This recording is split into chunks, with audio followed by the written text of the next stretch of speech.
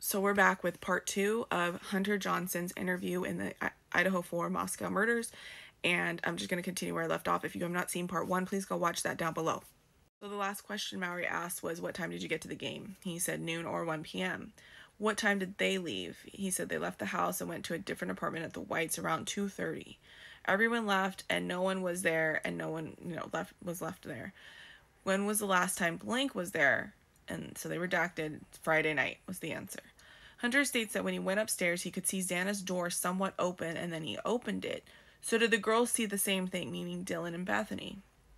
He saw that, I don't know what he means by that, he's not clarifying, and told them to get out and call the cops because I didn't know what I was seeing, blank, blank, blank, a lot of it redacted.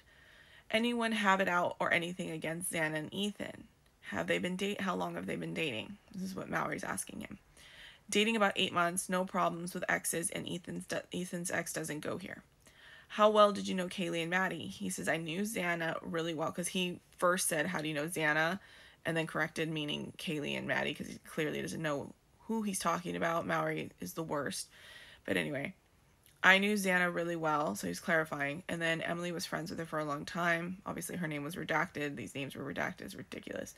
Maddie, he said he was acquaintances with and would see at the house and have conversations there, but didn't really know her too well.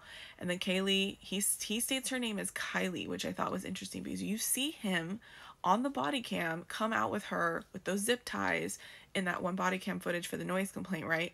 So clearly he's hanging out with her, playing games and everything. He doesn't even know how to state her name. That's a little weird to me. So he doesn't know how to pronounce her name. He says it as Kylie. He said he didn't know her well. He's referring to Kaylee. Nothing on social media, ? Like he's asking anything that weird on social media that they should know about. And he says he didn't know. He says, no, I don't think so. The camera so they go up and get Hunter's phone from the other room to get pictures of the phone conversations between him and Ethan and timestamps. Why aren't you just doing a digital extraction? I don't understand what this, let's take a picture of a phone. I think that's so ghetto and totally against protocol. Like, just get Hunter's permission to download the contents of his phone. Okay? What's weird is that they did that for Dylan and Bethany. Like, you see it in their interviews that they asked them for their phones and then they're going to give them back later. But, like, why did they do the same thing with him? Let's see. Hunter comes back in the room solo with his phone and he's looking at it, which I thought, why are you allowing a potential suspect, again, we don't know if he was involved at this point, right, to have his phone for as long as you have and leave him alone with it? Like, how do you know he's not deleting evidence? Not that he would do. I'm not assuming he's doing that, but I'm just saying you have to take those protocols, right, with this type of information.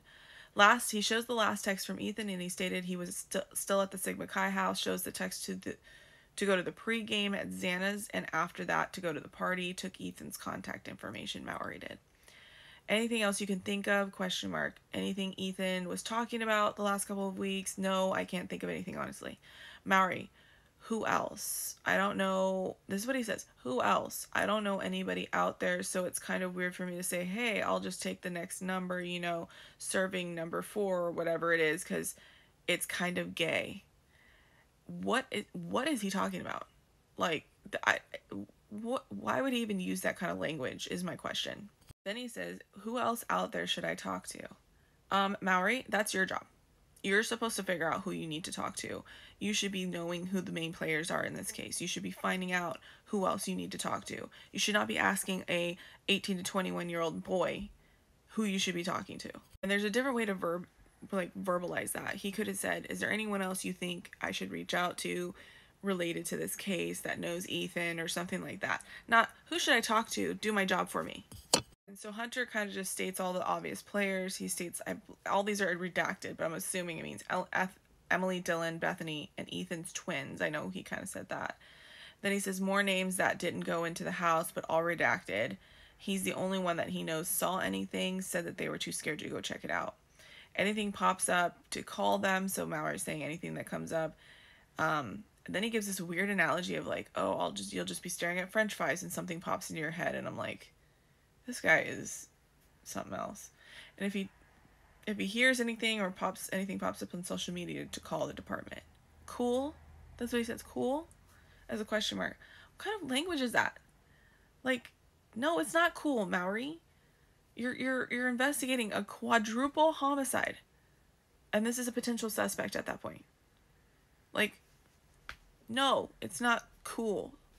So, anyway, that's part 2 of Hunter Johnson's interview with the Moscow PD Lance Mowry, Detective Lance Mowry.